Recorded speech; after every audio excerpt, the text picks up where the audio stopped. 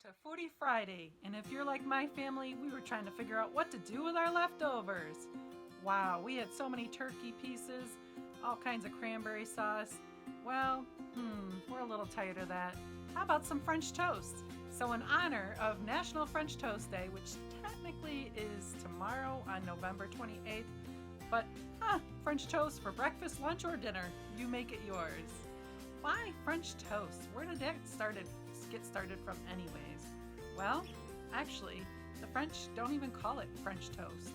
It's actually called in translation lost bread, which is actually made from stale or day-old bread. Let's check this out. And even more into the history of French bread, it actually means to slice in Old Irish.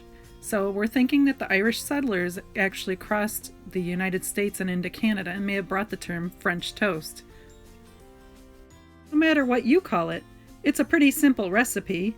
You just have to have a couple of few ingredients and top it any way you like. Check it out.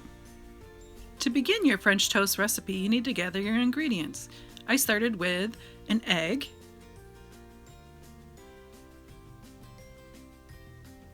a half teaspoon of cinnamon,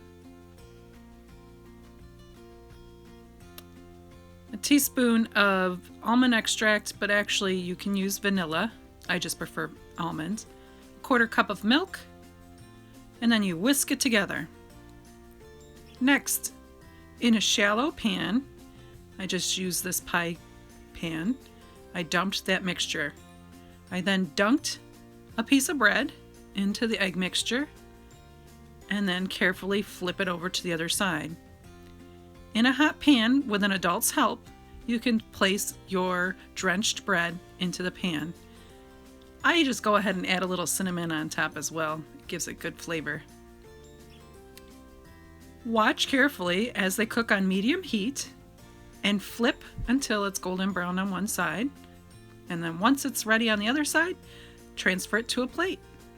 You can add whatever kind of toppings you like. My favorites are maple syrup, some ripe bananas, and some whipped cream. No need to worry about what to make the day after Thanksgiving for breakfast. How about some lost bread? French toast.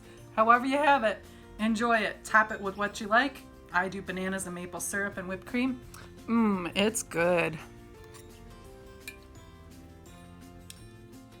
As always, if you have a different spin on my recipe that I showed you today, @Manlius, #Miss Windy on our Instagram page.